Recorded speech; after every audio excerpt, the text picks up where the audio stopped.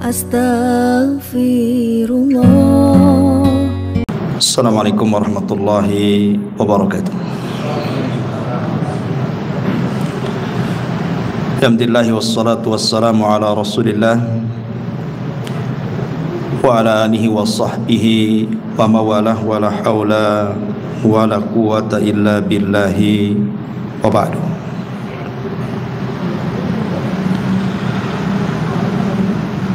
Alhamdulillah, di malam hari ini kembali kita bisa duduk untuk berthalabul ilmi, dan malam ini kita masih meneruskan tentang qasasul anbiya, kisah-kisah para nabi. Dan malam ini kita akan mengkisahkan ahsanul qasas, kisah terbaik dalam Al-Quran.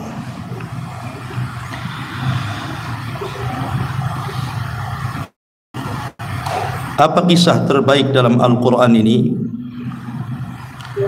Yang Allah Subhanahu wa ta'ala firmankan, nahnu naqussu 'alaika ahsanal qasasi bima auhayna ilaika hadzal Qur'an.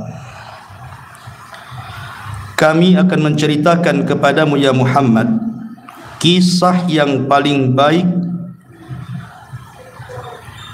yang dengannya diwahyukan Al-Quran kepadamu. Sebagian para ulama berselisih pendapat apa yang dimaksud ahsanul qasas di sini, kisah terbaik dalam Al-Quran di sini. Ada yang mengatakan bahwa kisah terbaik adalah kisatu Adam, kisahnya Nabi Adam. Ada yang mengatakan bahwa kisah terbaik adalah kisahnya Nabi Ibrahim, karena Nabi Ibrahim itu Abul Anbiya, bapaknya para nabi. Ada yang mengatakan bahwa kisah terbaik adalah kisah Nabi Musa, karena hampir sebagian besar Al-Quran menceritakan tentang kisah Nabi Musa. Dan ada yang mengatakan bahwa kisah terbaik adalah kisahnya Nabi Yusuf. Inilah yang kita akan kisahkan di malam hari ini, kisah Nabi Yusuf, kisah terbaik di dalam Al-Quranul Karim. Walaupun kita tahu bahwa di antara nabi-nabi ini ada sisi-sisi yang tidak ada pada nabi yang lain dalam kisahnya. Terkadang satu nabi dengan nabi yang lain ini ada sisi kemiripan dan kesamaan kisahnya. Contoh umpamanya kisah Nabi Musa dengan kisah Nabi Yusuf. Nabi Musa alaihi salatu wassalam tinggal di mana?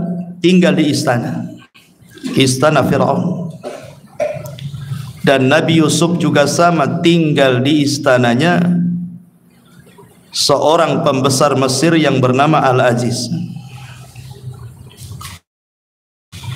Kemudian juga yang memasukkan Nabi Musa ke istana siapa? Istrinya Fir'aun, Asiyah bintu Muzahim. Dia yang memasukkan bayi itu ke istana Fir'aun, kemudian besar dan diangkat jadi anak. Begitu juga Nabi Yusuf, yang menjadikan Nabi Yusuf kemudian dibeli, kemudian dirawat di rumah Al-Aziz adalah karena Al-Aziz ingin membahagiakan istrinya. Karena dalam riwayat Israiliyat, Al-Aziz ini lemah syahwatnya sehingga tidak punya keturunan. Makanya untuk membahagiakan istrinya dibelilah Yusuf dari pasar budak. Maka jadilah Yusuf menjadi anak angkat daripada Al-Aziz. Kemudian kemiripan keduanya, ketiganya adalah Musa alaihi salatu wassalam kehilangan ibunya, berpisah dengan ibunya karena diambil oleh istri Fir'aun di saat tahun ketika itu banyak pembunuhan anak-anak Bani Israel, sehingga ibunya tidak berani mengambil, takut dibunuh bayinya. dan Nabi Yusuf pun terhindarkan atau jauh dari orang tuanya Yakub, karena setelah dimasukkan ke sumur diambil oleh para pedagang, kemudian dijauhkan dari Yakub bahkan sampai ke Mesir. Kemudian juga kemiripannya Musa ketika masih kecil mau dibunuh oleh Firaun, tapi diselamatkan oleh Asia bintu Muzahim sehingga tidak terjadi pembunuhan. Kemudian Nabi Yusuf pun sama-sama mau dibunuh juga sama sebagian saudaranya, tapi kemudian dicegah oleh sebagian yang lainnya, jangan dibunuh, sebaiknya kita masukkan ke sumur saja. Jadi ada sisi-sisi kemiripan antara kisah Nabi Musa dengan kisah Nabi Yusuf alaihi salatu wassalam. Akan tetapi kenapa kemudian kisah Nabi Yusuf inilah yang kemudian dipilih oleh sebagian besar para ulama sebagai ahsanul qasas, kisah terbaik sepanjang zaman dalam Al-Quran? Karena kisah Nabi Yusuf itu nanti kita akan masuk ke dalam kisahnya, mencakup seluruh kehidupan manusia. Aspek-aspek kehidupan manusia masuk dalam kisah ini,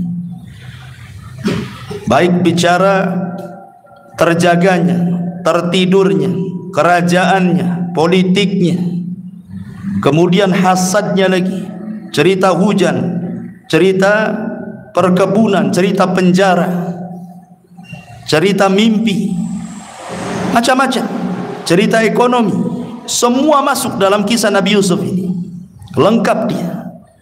Sebab itulah kemudian Al-Quran mengatakan nahnu naqussu alaika ahsanal qasas, kami akan bacakan kepadamu ya Muhammad kisah terbaik dalam Al-Quran ini. Jadi malam ini kita akan mengkisahkan satu kisah terbaik dalam Al-Quran, kisatu Nabiullah Yusuf alaihi salatu wassalam. Kisah Nabi Yusuf alaihi salatu wassalam termasuk kisah-kisah yang awal yang turun kepada Nabi sallallahu alaihi wasallam. Makanya kalau kita lihat ada juga kemiripan antara Nabi Yusuf alaihi salatu wassalam kisahnya dengan perjalanan hidup Nabi sallallahu alaihi wasallam. Sebab itulah maka Rasul dipertemukan langsung dengan Nabi Yusuf pada peristiwa Mi'raj.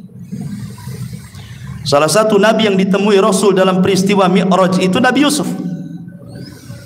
Dan Nabi SAW melihat rupa dan ketampanan Nabi Yusuf alaihi salatu wassalam, sampai diceritakan kepada para sahabatnya bahwa Yusuf itu utiya syatru al-jamal, diberikan separuh ketampanan Adam alaihi salatu wassalam.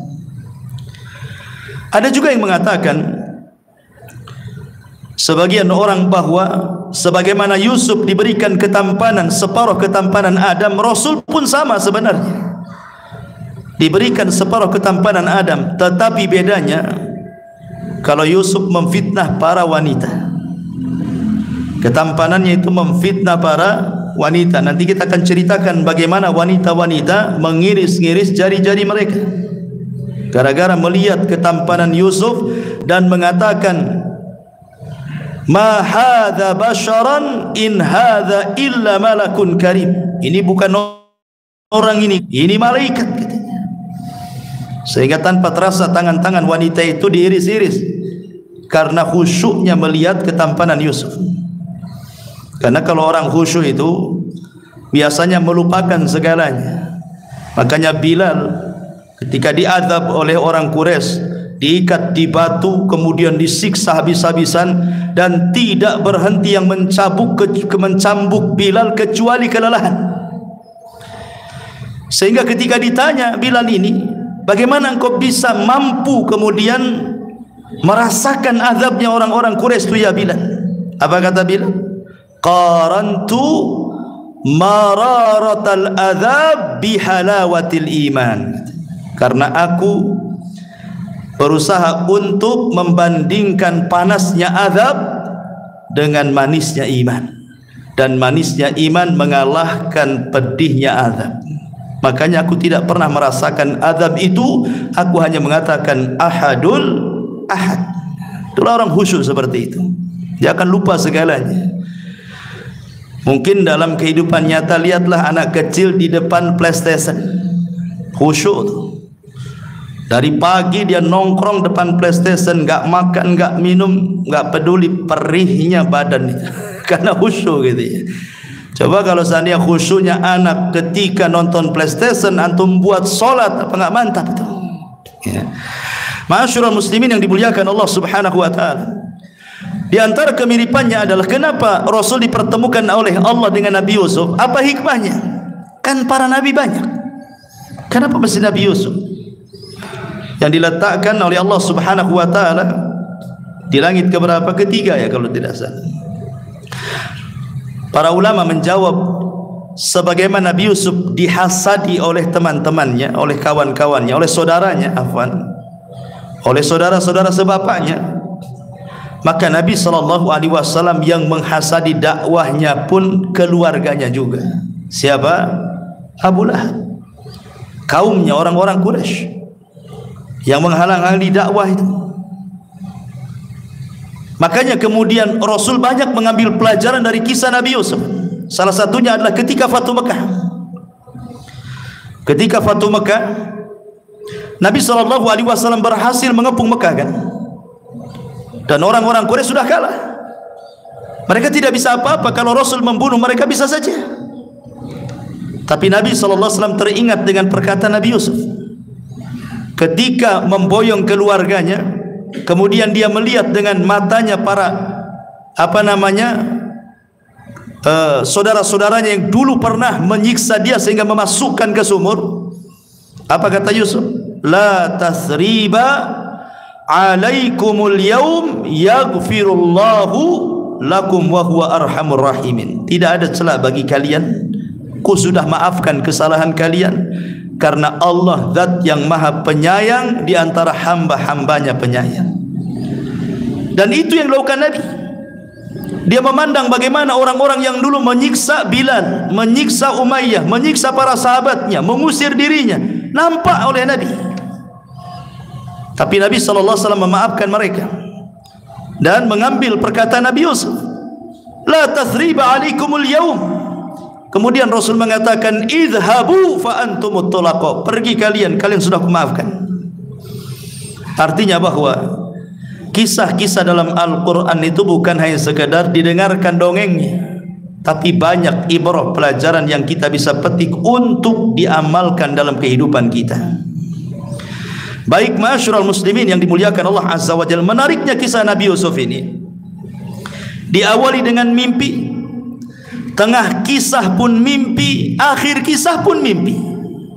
Jadi kisahnya menarik, diawali dengan mimpi, tengahnya mimpi, akhirnya mimpi. Makanya ahsanul qasas, ini kisah terbaik dalam Al-Quran. Banyak pelajaran yang kita akan petik. Baik ma'asyiral muslimin yang dimuliakan Allah Azza wa Jalla, ketika Nabi SAW ditanya tentang Nabi Yusuf alaihi salatu wassalam, ya Rasulullah, bagaimana menurutmu tentang Yusuf ibn Ya'qub? Maka Nabi SAW mengatakan, Al-Karimu ibnul Karimi ibnil Karimi ibnil Karim. Dia adalah yang mulia, anak dari orang mulia, anak dari orang mulia, anak dari orang mulia. Nabi, putra Nabi, kakeknya Nabi, buyutnya juga Nabi. Yusuf Nabi, ayahnya Ya'qub Nabi, kakeknya Ishak Nabi, buyutnya Ibrahim juga Nabi. Artinya secara nasab Nabi Yusuf itu semua nasab mulia, sama dengan Nabi SAW. Nabi SAW bersabda, Innallaha astafa Kinanatan min waladi Ismail, wastafa Quraisyan min bani Kinanah, wastafa bani Hashim min Quraisyin, wastafani min bani Hashim, fa ana sayyidu waladi bani Adam wala fakhr. Allah Subhanahu wa taala memilih Kinanah adalah turunan terbaik dari keturunan Ismail, dan Allah memilih Quraisy adalah turunan terbaik dari Kinanah, dan Allah Subhanahu wa taala memilih Bani Hashim dari kabilah Quraisy, dan Allah memilih aku menjadi terbaik dari Bani Hashim, dan aku adalah pemimpin para nabi, pemimpin manusia pada hari kiamat, dan aku tidak sombong, kata Rasul. Artinya secara nasab baik Yusuf ataupun Rasul sama memiliki nasab mulia. Jadi mulia secara nasab itu kemiripan antara Nabi Allah Yusuf dan juga Rasulullah Muhammad sallallahu alaihi wasallam. Kisah ini dimulai dari mimpi. Allah Subhanahu wa taala berfirman dalam surah Yusuf ayat keempat, "Idz qala Yusuf li abi ya abati inni ra'aitu ahada asyara kawkaban wasyamsa wal qamara ra'aituhum li sajidin. Qala ya bunayya la taqsus ru'yaka ala ikhwatika fayakidhu laka kaida inna syaitana lil insani aduwwum mubin." Ingatlah ketika Yusuf berkata kepada ayahnya Yakub, "Wahai anakku, sungguh aku bermimpi melihat 11 bintang, matahari, bulan, kulihat mereka semua sujud kepadaku." Ayahnya mengatakan, wahai anakku, janganlah engkau ceritakan mimpimu ya kepada saudara-saudaramu. Mereka akan membuat tipu daya untuk membinasakanmu. Sungguh setan itu musuhmu yang nyata bagi manusia. Di sini banyak faedah sekali. Faedah yang pertama, ma'asyiral muslimin yang dimuliakan Allah Azza wa Jalla, di sini perkataan Yakub dan perkataan Yusuf. Yusuf mengatakan kepada ayahnya, ya abati, wahai ayahanda. Kemudian Yakub berkata kepada anaknya, ya bunai, wahai putraku. Di sini ada dars pelajaran untuk sebuah keluarga.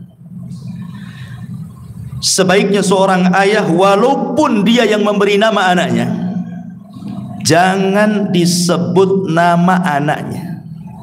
Sebutlah nama kasih sayang orang tua kepada anaknya, ya bunai, wahai anakku. Padahal Yakub tahu namanya Yusuf, tapi tidak dipanggil hei Yusuf, kan itu. Tapi panggilannya apa? Hei putraku. Yusuf juga sama. Dia tahu nama bapaknya Yakub, tapi tidak dipanggil hei Yakub, ya abati, wahai ayahandaku. Maka sebaiknya panggilan itu baik ayah ke anak atau anak ke ayah jangan menyebut nama. Dikhawatirkan masuk ukuk di situ. Durhaka seorang anak kepada ayah ketika memanggil nama. Ataupun ayah mengajari anak untuk durhaka, sebagaimana ayah memanggil nama, aku juga bisa memanggil nama ayah, kan itu. Maka biasakan panggilan itu dengan panggilan kasih sayang. Lihat Ibrahim, ayahnya jelas-jelas musyrik, pembuat patung, penjual patung, mengambil uang dari jualan patung, dia pula menyembah patung. Tetapi Ibrahim mengatakan kepadanya, ya abati, lima ta'bud ma la yasma' wa la yubsir wa la yughni anka syai'ah. Wahai ayahku, kenapa kau sembah Tuhan yang tidak bisa melihat, mendengar, dan tidak bisa memberikan hajat kebutuhan? Ibrahim mengatakan ya abati, padahal bapaknya kafir. Ya, maka seburuk apapun, namanya kita ini punya anak-anak ini nakalnya luar biasa, kita punya sama anak, sebaiknya tetap panggilan sayang itu diberikan kepada anak. Ini pelajaran besar, Quran yang mengajarkan. Apa banyak kemudian orang tua memanggil anaknya dengan sebutan langsung namanya, kan? Nah, sebaiknya kita rubah sekarang, panggilah dengan sebutan sayang. Kemudian yang kedua, hati-hati khususnya bagi yang berpoligami. Ini cerita yang berpoligami. Nabi Yakub alaihi salatu wassalam punya 4 wanita yang sudah saya ceritakan kisahnya kepada antum. 2 sah, 2 budak, dan 4-empatnya wanita ini semua punya turunan. Anak Yakub yang 12 yang kemudian menjadi bapak-bapak Bani Israel setelahnya, karena Bani Israel terlahir dari 12 putra Yakub ini. Lah ketika salah satu wanita yang dicintai Yakub namanya Rahil meninggal dunia setelah melahirkan Yusuf, dan setelah melahirkan adiknya yang bernama Binyamin, meninggal Rahil ini. Ini wanita yang dicintai Yakub. Yakub ini akhirnya melihat karena Yusuf masih kecil, adiknya pun masih kecil. Akhirnya kemudian Yakub memposisikan bukan seperti bapak saja, dia pun memposisikan seperti ibu, lebih sayang kepada Binyamin dan juga Yusuf dibandingkan anak-anak yang lainnya, karena ibunya meninggal. Lain dengan anak-anak lain kan, masih hidup ibunya. Dari sinilah timbul hasad istri-istri lainnya.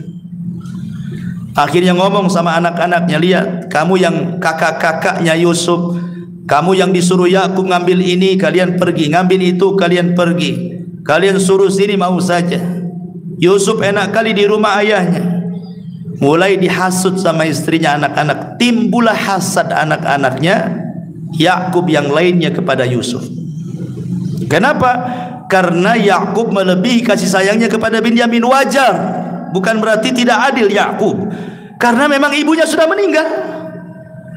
Sementara kemudian ibu tiri ibu yang lainnya, anggaplah ibu tirinya, tentu akan tidak lebih menyayangi dibandingkan anak sendiri kan.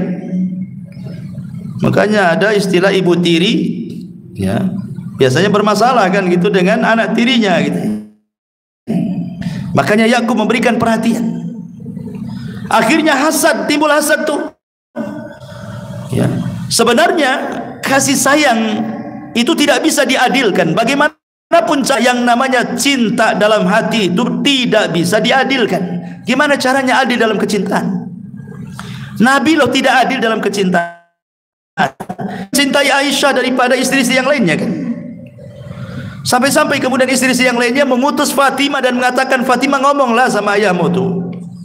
Karena kalau Rasul berada di rumah Aisyah, banyak sahabat yang ngasih hadiah.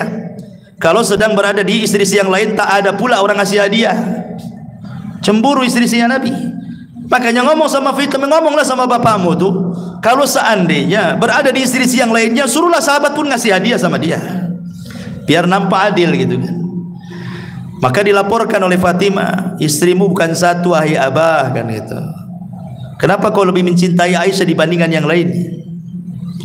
Nabi mengatakan, wahai Fatimah, aku ini ayahmu, ya engkau ayahku. Kau cinta ayahmu, ya aku cinta ayahku.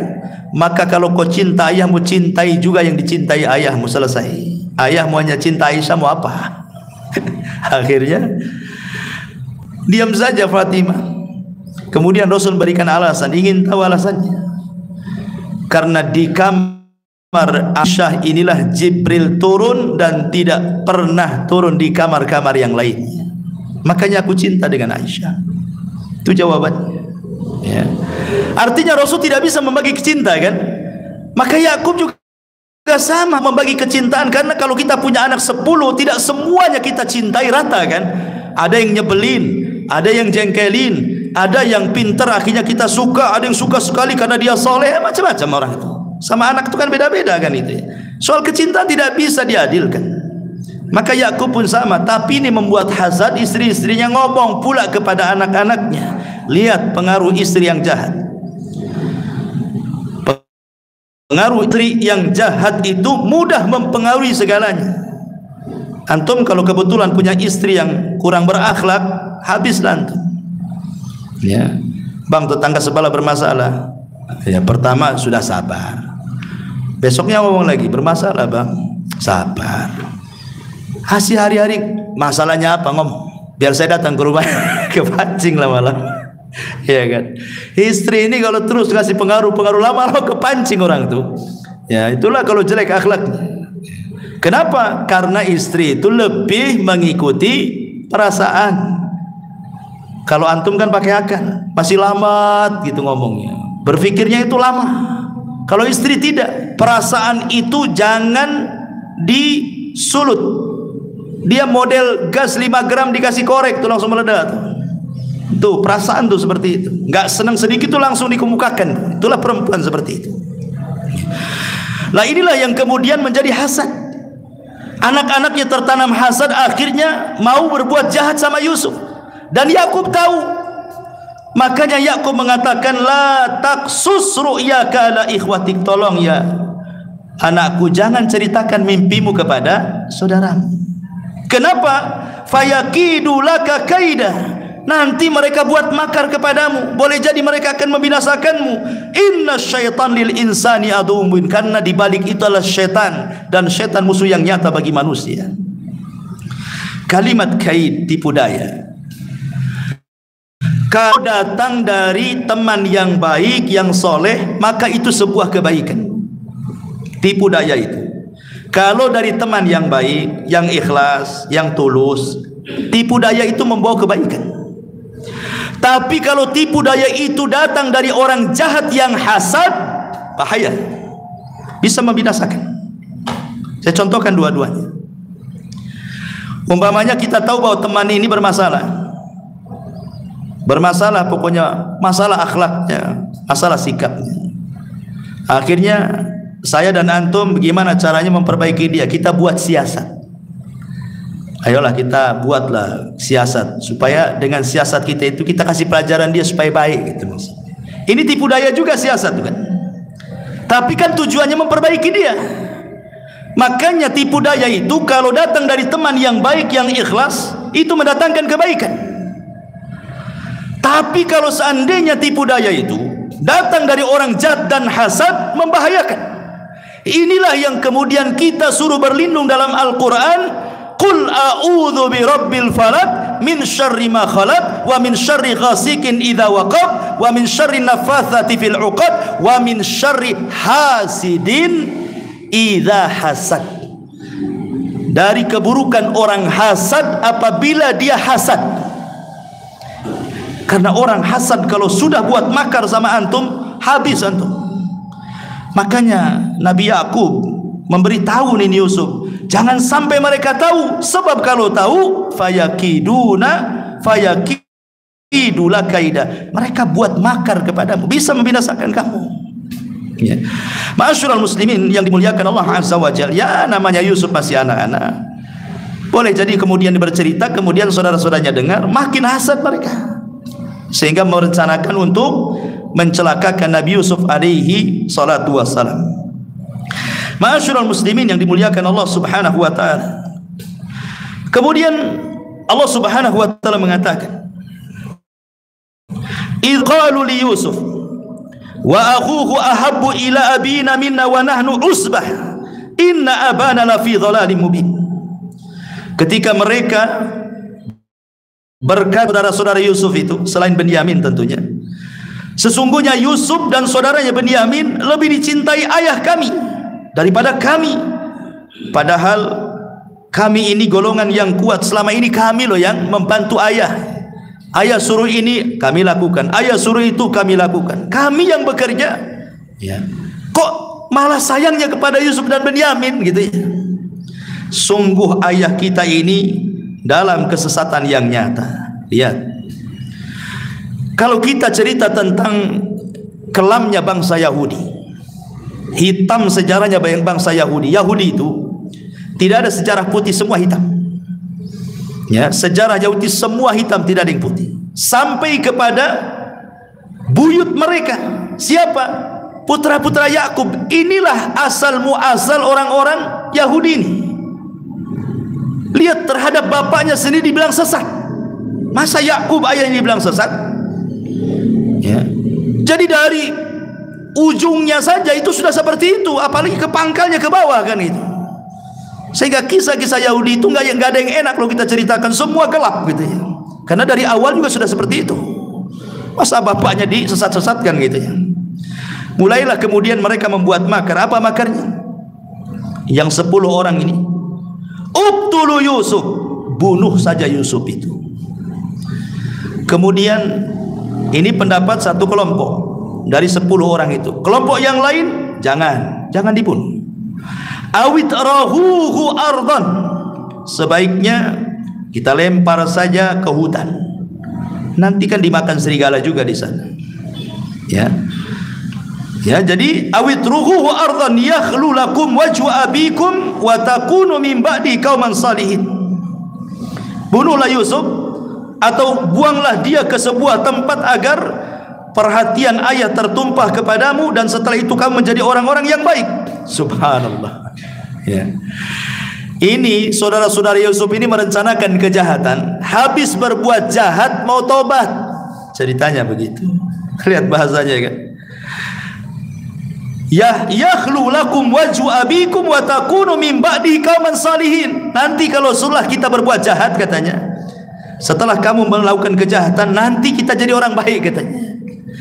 Ma'asyiral muslimin, tidak bisa. Tobat itu jangan direncanakan setelah melakukan kejahatan. Ayo kita maling yuk malam ini, besok kita tobat, kita tahajud. Tidak bisa.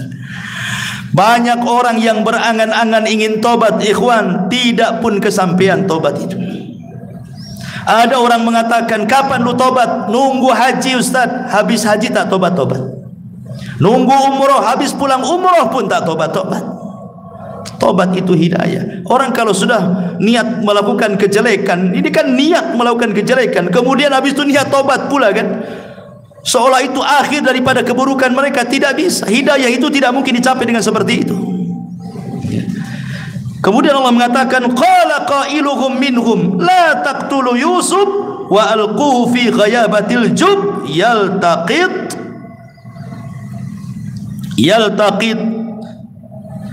yaltaqithu ba'dus sayyarati in kuntum fa'ilin. Kemudian sebagian lain mereka mengatakan, janganlah kalian membunuh Yusuf, tetapi masukkan sajalah dia ke dasar sumur agar dia dipungut oleh sebagian musafir jika kalian hendak berbuat. Berarti di sini saudara-saudara Yusuf yang 10 ini terbagi berapa kelompok? 3 kelompok. Satu kelompok mengatakan bantai saja, bunuh saja katanya. Yang lain mengatakan janganlah, terlalu sadis itu. Gimana kalau kita lempar saja ke tengah padang pasir, ke tengah hutan biar dimakan serigala? Sama juga kalian bunuh itu namanya katanya. Ini kan lebih ringan. Jangan dibunuh. Kita cari sumur saja. Yang sumur itu biasa datang para musafir mengambil airnya, kita letakkan aja dalam sumur katanya. Ini pun sebenarnya membunuh juga kan begitu kan, tapi ada kemungkinan hidup gitu maksudnya. Dari sini diambil kaidah ikhwatu fiddin, kalau kita menghadapi perkara semuanya buruk, apa kata ulama usul? Idza ta'addada adadul mafasid yurtakabu adna minal mafasid. Apabila kita dihadapkan dengan banyak keburukan, sementara kita harus melakukan salah satunya dan tidak mungkin tidak kecuali harus melakukannya, maka pilihlah yang paling rendah kerusakannya. Pilih yang paling rendah kerusakannya. Ada 3. Disediakan khamar, disediakan pisau, disediakan perempuan. Kemudian dikatakan kepada antum, bunuh wanita ini pisaunya. Atau kalau tidak bunuh, zinahi wanita ini. Atau kalau tidak, minum khamar. Kalaupun tidak, aku yang kau bunuh. Dihadapkan 3 perkara ini. Ya. Ada seorang wanita, ada minum, ada pisau. Kalau kau tidak melakukan 3-tiganya, kau kubunuh. 1, kau bunuh wanita ini. Kalau tak mau, zinahi wanita ini. Kalau tak mau, minum khamar ini. Kira-kira yang paling rendah yang mana? Khamar. Masyarul muslimin, ingat kisah tentang Harut Marut. Walaupun kisah ini kisah batil, karena kisah ini kisah Bani Israel kan itu. Kisah Bani Israel ini enggak benar kisah ini. Tapi masyhur diceritakan masalahnya. Tapi antum jangan percaya kan ini kisah batil. Kita ambil saja percontohan ini. Jadi malaikat di langit ketika melihat Adam bermaksiat kan itu, maka malaikat protes. Akhirnya Allah mengatakan, sebenarnya kalau engkau pun diberikan nafsu seperti Adam, kurang lebih juga itu. Kata malaikat, coba saja berikan nafsu, kami akan tetap beribadah, katanya. Akhirnya dipilih malaikat, terpilihlah Harut dan Marut, diberi nafsu seperti Adam, turun ke bumi. Akhirnya kemudian dihadapkan dengan wanita cantik, tergoda pula dia wanita cantik, tergoda dengan wanita cantik. Akhirnya kemudian wanita ini mengajak berzina, diajak berzina, tapi wanita tak mau. Kalau kau hendak berzina dengan harus menyekutukan Allah. Oh, tidak mungkin kami malaikat menyekutukan Allah, yang lain sajalah, katanya. Oh, kalau begitu ini ada bayi, bunuh dia. Oh, tidak bisa malaikat bunuh-bunuh. Oh, kalau begitu ini ada khamar, minumlah. Pikirnya khamar paling rendah, diminumlah khamar itu. Habis minum khamar, apa yang terjadi? Dibunuhlah bayi itu. Habis bunuh bayi, dizinahi pula wanita itu. Orang mabok, ikhwan. Orang mabok, makanya Rasul mengatakan mabok itu adalah umul khaba'ith, rajanya dari setiap keburukan, itulah mabok. Induk daripada setiap keresahan, kesusahan, kejahatan, itulah khamar. Artinya bahwa kalau seandainya kita suruh pilih 3 perkara, kalau tidak kita dibunuh, ya paling tinggi berzina.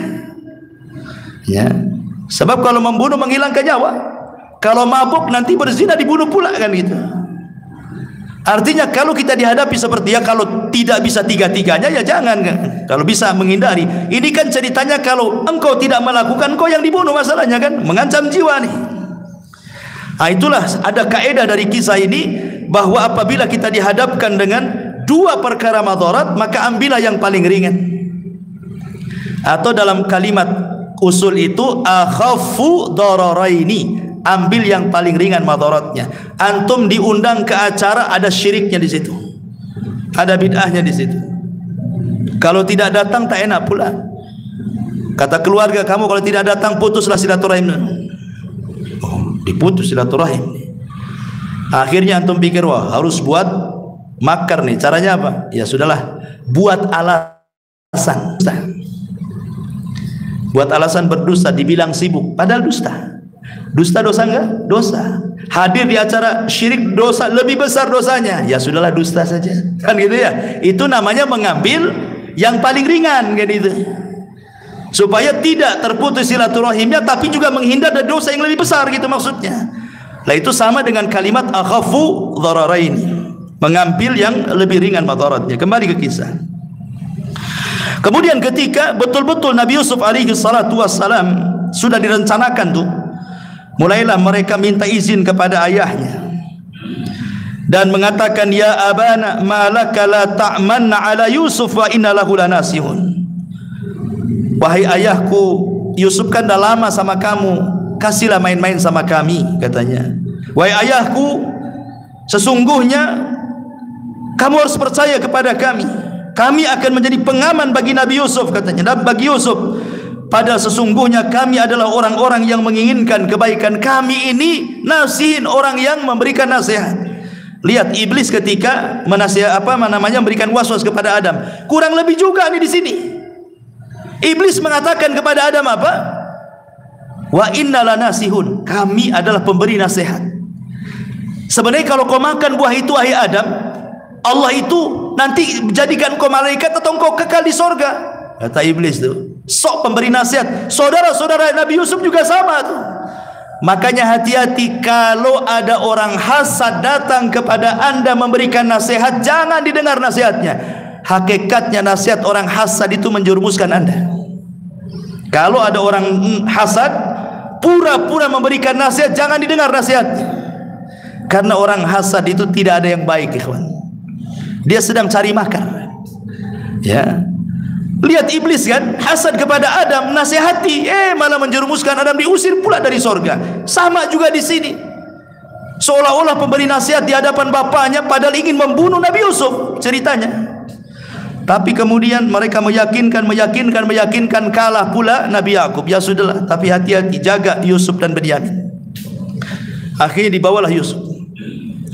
Lah, sebagian ulama tafsir mengatakan, ketika Yusuf sudah jauh dan sudah berada di tempat yang sangat terpencil, Nabi Yakub tidak tahu.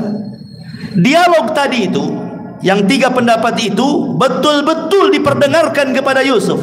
Jadi Yusuf dengar tuh bahwa dia akan dibunuh, bahwa dia akan dilempar ke hutan biar dimakan serigala, bahwa dia akan dimasukkan ke sumur. Dia dengar. Zalimnya ikhwan. Gimana anak yang ketika itu Yusuf ada yang mengatakan usianya 10 tahun. Ketakutanlah Nabi Yusuf. Ya. Tapi akhirnya kemudian ketika mereka memilih yang paling ringan, dimasukkan cari sumur yang biasa di situ orang lalu lalang gitu ya. Dimasukkan pula ke sumur itu. Ingat, sumur yang digunakan untuk memasukkan Yusuf ketika itu Allah membahasakan ghayabatil jub. Kalimat ghayabah itu, ghayab itu artinya gaib. Gaib itu artinya tidak tahu perkara gaib kan gitu ya. Allah membahasakan sumur itu dengan ghayabah. Saking dalamnya, saking gelapnya, saking dalamnya luar biasa itu, mengistilahkan dengan ghayab. Bukan 10 meter, 15 meter, tidak sumurnya. Saking dalamnya, entah berapa meter. Sehingga Allah membahasakan ghayabah. Gak kelihatan itu airnya itu. Saking gelapnya, Yusuf dicemplungkan di situ. Subhanallah. Saya pernah melihat di YouTube itu ada orang mati gali sumur gara-gara kehabisan oksigen. Sumurnya tidak jauh, nggak berapa belas meter saja. Ya, makanya kalau saya lihat di kampung-kampung, kalau orang gali sumur itu biasanya kalau sudah di bawah 7 meter galiannya itu dikasih kipas dari atas tuh. Ya, saya lihat tuh dikasih kipas tuh. Kenapa? Rupanya di dalam itu oksigen kurang, maka dikasih kipas dari atas tuh. Coba Nabi Yusuf di dalam situ, secara logika mati dia. Tapi subhanallah, Allah subhanahu wa ta'ala mengirim Jibril untuk menjaga Nabi Yusuf alaihi salatu wassalam. Bahkan Jibril kemudian menceritakan kehidupan Nabi Yusuf dari awal sampai akhir, bahwa engkau akan begini, engkau akan begitu, engkau akan begini, engkau akan, sampai akhir, sampai wafatnya diceritakan dalam sumur itu. Jibril datang, tenang wahai Nabi Yusuf, nanti sebentar lagi akan ada orang yang akan ngambil kamu, nanti sebentar lagi kamu akan dibawa ke Mesir, sampai di Mesir kau akan dibeli oleh seseorang yang agung, kau akan tinggal seperti ini. Suruh sampai cerita sampai terakhir Yusuf. Jibril sudah memberikan gambaran kehidupannya. Disitulah yang membuat tenangnya Yusuf alaihi salatu wassalam. Ketika betul-betul setelah Jibril memberikan ketenangan, entah berapa hari Yusuf dalam sumur, kemudian datanglah para kafilah dagang itu. Makanya Allah subhanahu wa ta'ala melanjutkan firman-Nya,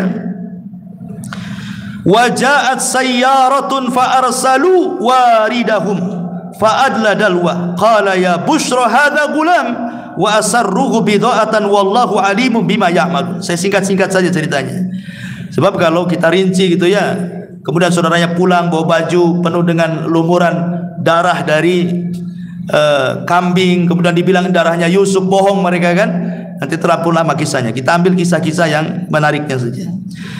Dan datanglah ke sekelompok musafir, mereka menyuruh orang pengambil air, lalu dia menurunkan timbanya. Dia berkata, oh senangnya ini ada anak kecil. Kemudian mereka menyembunyikannya sebagai barang dagangan, dan Allah maha mengetahui apa yang mereka kerjakan.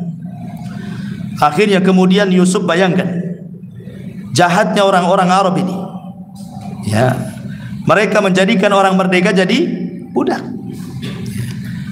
Makanya kalau ada orang barat mencela orang Islam, lihat orang Islam itu masih cerita perbudakan pula katanya, karena cerita bab perbudakan itu kan masih dibahas dalam ilmu fikih ya. Seolah-olah kemudian Islam itu erat kaitan dengan perbudakan, sampai dibahas masalah hukum-hukum perbudakan. Kita katakan Islam itu justru yang menghapus perbudakan. Islam itu yang menghapus perbudakan. Karena kalau antum tahu, sebelum kedatangan Rasul di Mekah, orang-orang Mekah itu perniagaan yang paling menguntungkan adalah jual beli budak. Jadi komoditi yang banyak menghasilkan uang itu adalah jual beli budak. Itu tradisi jahiliyah. Jadi mereka, komoditi yang bisa menghasilkan uang banyak itu yaitu bisnis budak. Itu sebelum Rasul datang. Sampai akhirnya sebagian mereka terkadang menculik orang merdeka, kemudian dijadikan budak, kemudian dijual. Itu tradisinya orang-orang Arab seperti Nabi Yusuf ini. Ini kan orang merdeka, diculik jadi budak kan gitu ya. Jadi orang-orang itu terkadang seperti ada seorang sahabat, saya lupa namanya, diculik dia, kemudian dijual jadi budak, padahal dia bukan budak. Terkadang untuk memperbanyak budak itu, dia beli budak wanita banyak-banyak, 100 budak wanita, digauli sama dia, kemudian punya anak dijadikan budak, dijual lagi tuh. Orang jahiliyah tuh. Datang Islam, maka sedikit-sedikit dikikiskan perbudakan itu. Lihat kafaroh dalam Islam itu, rata-rata yang pertama apa? Merdekakan budak. Anda jima di bulan Ramadan, apa kafaroh pertamanya? Merdekakan budak. Baru setelah itu puasa 2 bulan berturut-turut kan itu ya. Baru setelah itu kasih makan 60 fakir miskin. Kafaroh zihar, memerdekakan budak. Ya.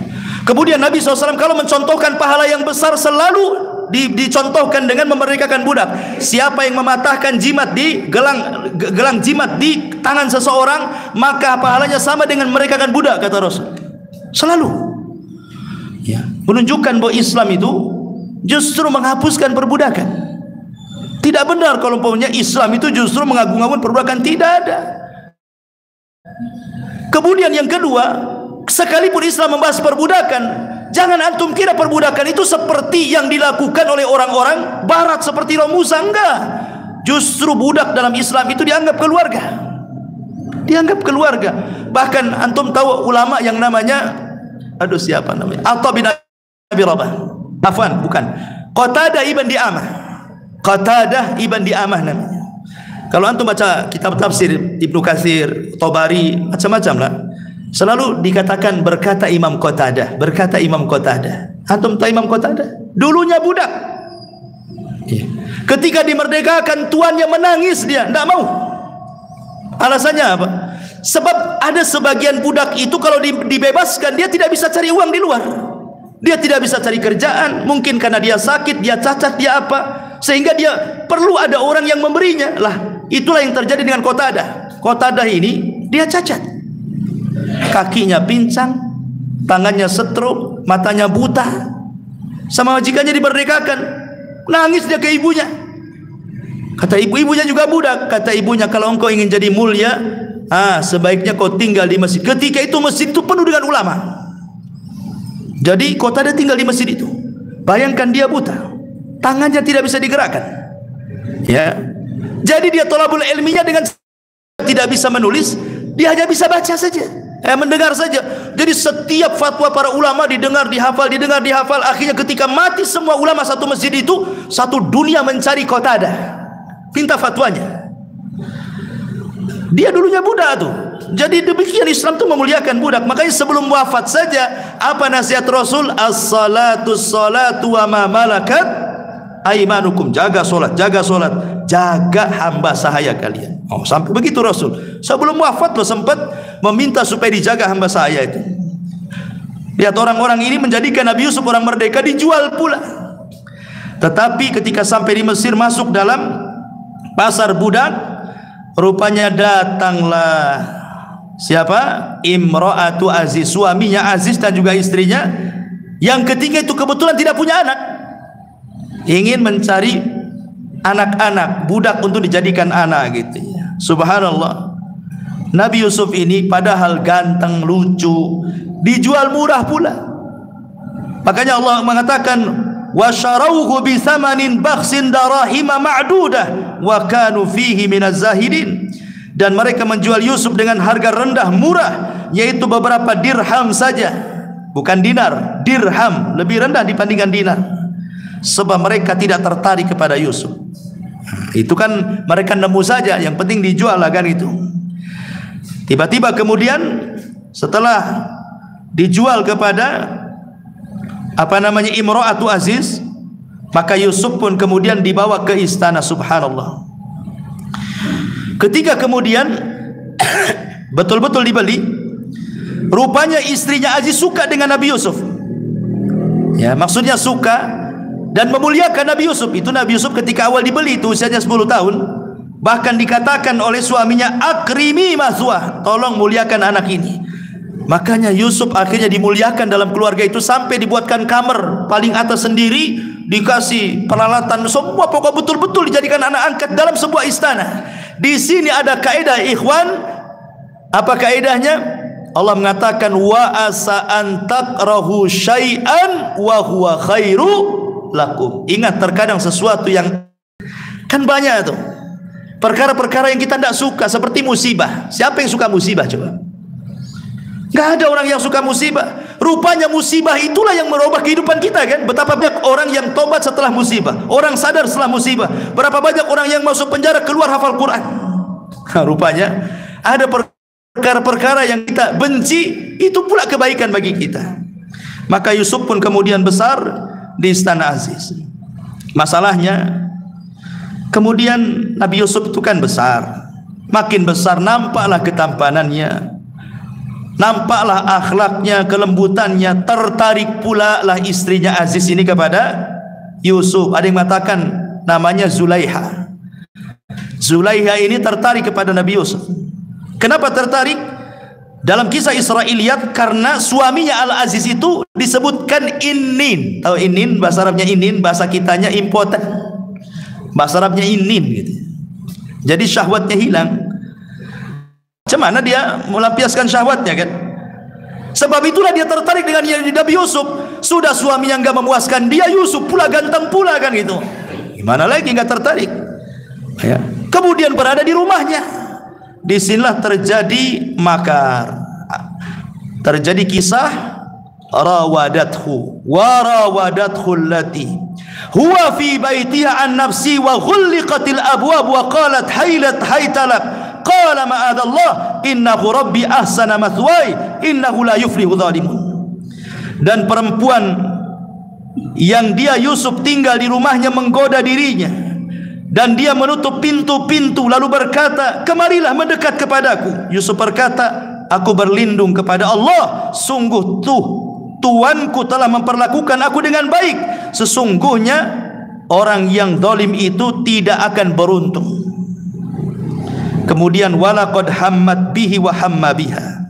Dan sungguh perempuan itu telah berkehendak ingin berzina dengan Yusuf, dan Yusuf pun dalam hati kecilnya berkehendak. Laula an ra'a burhana rabbi, kalau sekiranya Yusuf tidak melihat tanda kuasa Allah, kadzalika nasrifu anhu su, demikianlah kami palingkan darinya keburukan, wal fahsya dan kekejian, min ibadinal mukhlasin, dari hamba-hambaku yang terpilih. Subhanallah ikhwan. Ini fitnah. Rasul mengatakan fitnah yang paling besar itu adalah wanita. Karena hancurnya para tokoh-tokoh Bani Israel itu karena perempuan. Ya, ingat kisah siapa? Jurayj terfitnah dengan perempuan kan itu. Walaupun kemudian Jurayj berhasil, tapi kan yang memfitnah dengan cara mendatangkan perempuan.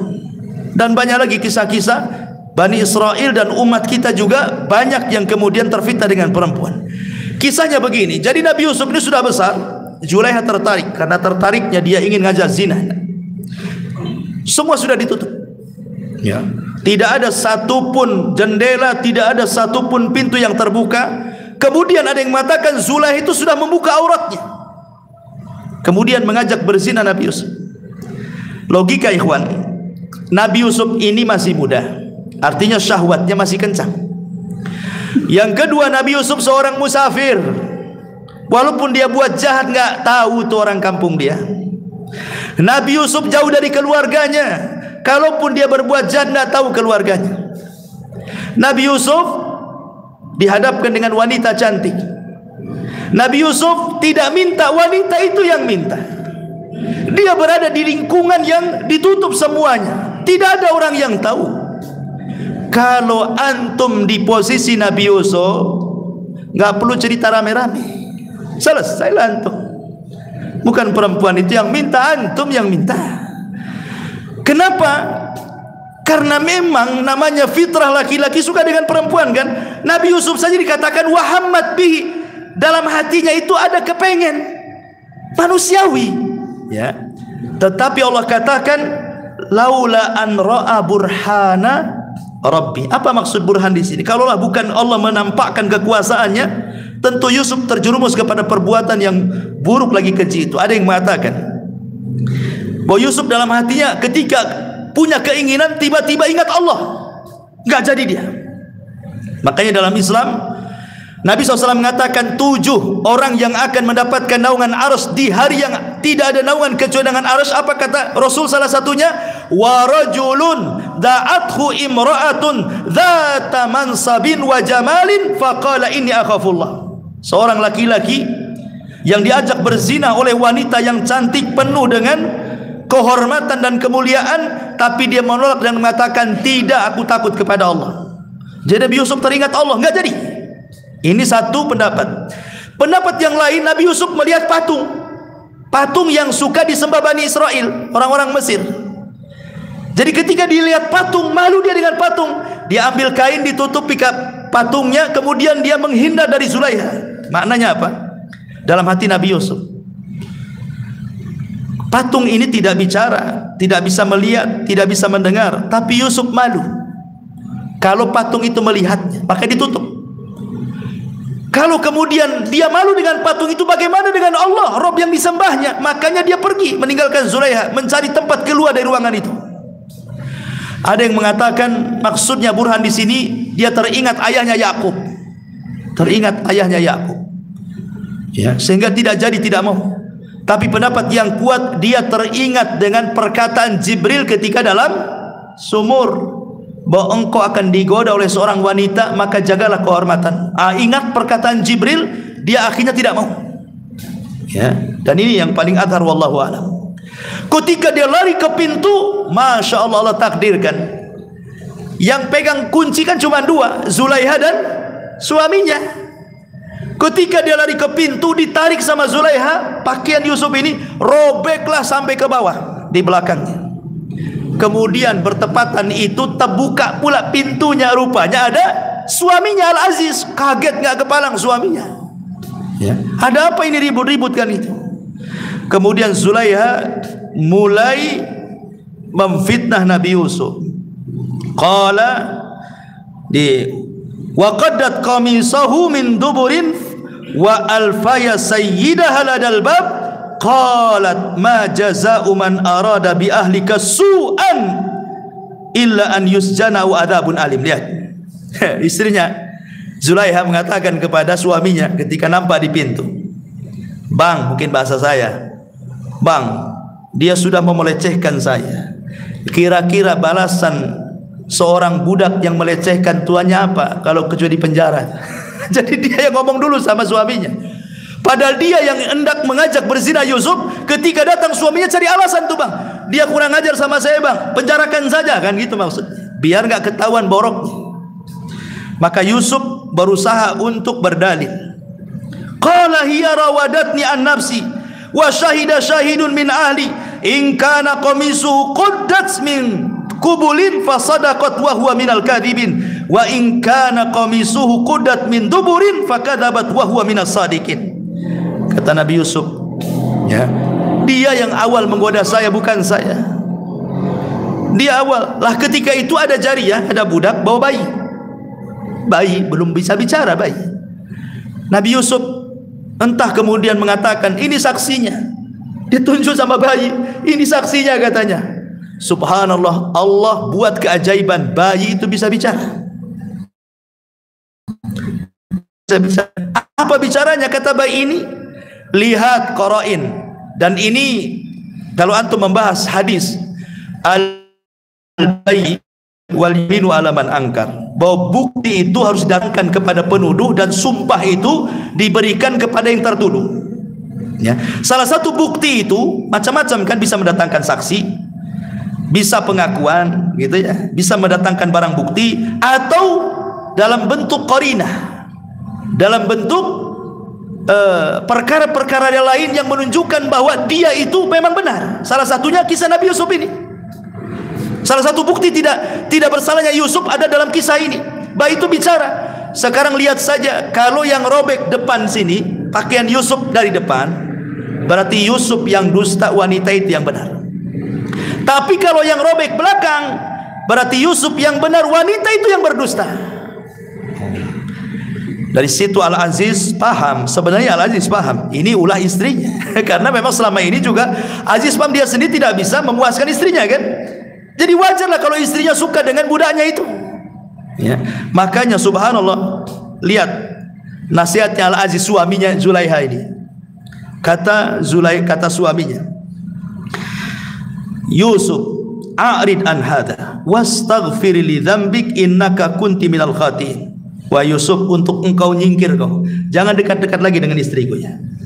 Dan untuk engkau wahai istriku, istaghfir li dzambik, minta ampun kepada Allah, karena engkau yang salah. Apa? Ini namanya suami-suami takut istri namanya. Ya kan? Ini sikap Al-Aziz ini menunjukkan suami takut istri. Antum jangan seperti itu. Tingku cuma disuruh begitu selesai urusan. Bayangkan, ini bahaya kalau seandainya seorang pemimpin sebuah urusan di rumah saja dia kalah dengan istrinya, bisa jadi kemudian yang diurus itu semua kebijakan istrinya tuh. Ya, maka jangan cari istri itu yang ikut campur urusan luar. Kalau urusan dalam dicampur, pasti urusan luar kena campur juga tuh. Imro'atu Aziz loh, Zulaiha jelas-jelas salah, harusnya kan dihukum sama dia supaya dia jerah tobat kan itu. Tapi tidak juga. Subhanallah, Allah takdirkan kasusnya Zulaiha ini tersebar kemana? Ke emak-emak pejabat. Entah dari mana ceritanya, ada 40 istri-istri pejabat dengar pula ini kisah ini. Mana marwahnya gitu bahasanya. Biasalah kan gosip wanita-wanita kan, emak-emak pejabat kan gitu tuh. Kalau udah kumpul itu kan udah apa yang dibicarakan ya pasti ghibah kan itu. Apalagi kasusnya menyebar. Nasib baik di zaman itu belum ada YouTube, Instagram, Facebook kan gitu. Sebab itu viral lah kan itu. Ini aja viral di tengah-tengah mama pejabat ini. Sehingga kemudian sebagian mereka mengatakan, wa qala niswatun fil madinati imra'atu aziz turawidu fataha an nafsi qad syaghafaha hubba inna lanaraha fi dhalalim mubin. Apa kata wanita-wanita itu? Dan wanita-wanita di kota Madinah berkata, istri Al-Aziz menggoda dan merayu budaknya untuk menundukkan kepada dirinya pelayannya. Benar-benar dia wanita pecundang dan sesat yang nyata. Dilecehkan sama istri-istrinya, pejabat-pejabat yang lain. Kata wanita Aziz, aku akan buat makar. Belum tahu saja itu siapa Yusuf katanya. Ya, nggak apa-apa, kalian gosipin saya nggak apa-apa. Ya, hebohlah kalian katanya. Silakan. Tapi aku akan buat makar kepada kalian. Satu hari istrinya Aziz, Zulaiha ini membuat acara makan-makan. Akhirnya di acara makan-makan itu disediakan banyak buah-buahan di situ. Disediakan pisau, pokoknya yang disediakan pisau yang buah-buahan yang harus dikupas dengan pisau. Jadi setiap piring ada pisaunya, buah-buahan, pisau buah-buahan. Diundanglah yang ngerumpi-ngerumpi 40 para istri pejabat itu. Makan di rumah ayo katanya. Datanglah istri-istri pejabat tuh. Ketika mereka sudah pegang buah, tangan kirinya, tangan kanannya pegang pisau katanya. Apa yang terjadi? Kata Zulaiha, Yusuf, ya, keluar engkau. Keluar engkau wahai Yusuf. Lihat, akhirnya keluarlah Nabi Yusuf. Ketika keluar, dijelaskan dalam Al-Quran, falamma sami'at bimakrihinna arsalat ilaihinna wa'tadat lahunna muttaqi'a wa atat kullu wahidin minhunna sikkina wa qalat ukhruj alaihinna falamma ra'aynahu akbarnahu wa qatta'na aydiyahunna wa qulna hasya lillah ma hadha basharan in hadha illa malakun karim. Perhatikan ayatnya, Yusuf 31. Maka ketika perempuan-perempuan itu mendengar cercaan mereka, diundanglah perempuan-perempuan itu, disediakan tempat duduk bagi mereka, dan masing-masing diberikan sebuah pisau untuk memotong buah-buahan. Kemudian dia berkata kepada Yusuf, keluarlah wahai Yusuf, tampakkan dirimu kepada mereka. Ketika perempuan itu melihatnya, mereka pun terpesona kepada Yusuf dan rupanya, dan mereka tanpa sadar memotong-motong jari-jari mereka seraya mengatakan, maha sempurna Allah, ini bukan manusia, ini malaikat yang mulia katanya. Kenapa? Istri-istri pejabat ini mau mengatakan ini bukan manusia, ini malaikat. Karena Nabi Yusuf itu ketika dipanggil Zulaiha, menurut ahli tafsir, dia sama sekali kan di sini berbaris ini 20 wanita, Yusuf suruh berjalan di tengah-tengah. Ya. Yusuf itu hanya menundukkan pandangan sambil memejamkan, kemudian berjalan. Tidak dilirik satu pun wanita di situ. Makanya mereka mengatakan ini bukan orang. Kalau orang pasti melirik, kami kan cantik semua. Cukuplah syairnya Imam Syafi'i yang menunjukkan kecantikan wanita Mesir itu. Tapi ini bukan malaikat, karena yang nggak punya syahwat itu kan malaikat kan. Kalau manusia kan punya syahwat, masa nggak ngelirik-lirik sedikit? Antum aja ada wanita cantik dilirik-lirik kan gitu ya? Ya, nggak melirik langsung, tengok dari sepion motor. Gitu. Kita saja kegoda itu satu orang tuh. Ini 40 wanita, anak-anak pejabat yang hari-hari bersolek, sauna, ya jelas glowing lah mereka. Nah, ditampakkan Yusuf dulu saja.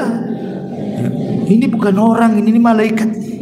Nggak ada sama sekali tergoda-tergodanya kan. Kemudian mereka saking melihat keindahan Nabi Yusuf, bahasa Arab Allah tidak katakan qata'ah, tetapi qata'ah, ada tasdidnya. Ya, beda artinya. Kalau qata'ah sekali iris itu qata'ah. Kalau qata'ah gini-gini nih. Ya. Jadi bermakna kasrah. Kalau qata'ah berarti mengiris-iris begini. Tapi kalau qata'ah sekali saja selesai. Diiris-iris sampai darah bercucuran itu enggak terasa, saking terpesona tuh, khusyuknya tuh. Hilang rasa sakitnya karena terpesona dengan ketampanan Nabi Yusuf. Ini bukan orang, ini malaikat nih katanya. Baru kata Zulaiha, baru nyaho mungkin bahasa Sundanya kalian. Kalian buat di belakang saya begini-begini, kalian sendiri seperti itu. Bayangkan. Akhirnya wanita-wanita pulang. Otomatis suaminya nanya, kenapa jari-jarimu tuh diiris-iris kan? Apa kau jadikan pembantu sama Zulaiha di dapur sehingga keiris pisau? Enggak katanya. Loh kenapa? Akhirnya cerita bahwa di rumah Zulaiha ada laki-laki tampan. Mulailah pejabat satunya cerita juga istrinya sama, jadinya kena gores. Akhirnya cerita semua pejabat-pejabat itu. Ah, ini bahaya nih. Masa istri kita semua jadi kayak gini katanya. Mulailah mereka membuat pasal karet untuk menjebloskan Yusuf ke penjara. Gimana caranya? Ini kan nggak salah. Ya caranya dibuat pasal karet lah kan gitu. Tangkap, adili, masukkan ke penjara kan itu. Zalim mereka itu. Yusuf tidak punya salah, mau dipenjarakan. Ya, sepakat mereka. Tapi sebagian mereka mengatakan kita bunuh saja tuh si Yusuf itu. Kurang ajar, masa mereka menggoda istri-istri kami katanya. Yang lain mengatakan jangan. Dia kan nggak punya dosa, salah apa dibunuh? Kita penjarakan saja. Sebab itu kemudian dibuatkan pasal, Nabi Yusuf pun kemudian dipenjara. Masyarul muslimin yang dimuliakan Allah Azza wa Jalla, sudah jam 9 ikhwan ya. Insyaallah kita lanjutkan sampai kisah di penjara. Minggu depan kita lanjutkan kisah ini. Sudah malam juga. Subhanakallahumma bihamdika asyhadu an la ilaha illa anta astaghfiruka wa atubu ilaik. Allahu ta'ala. Assalamualaikum warahmatullahi wabarakatuh.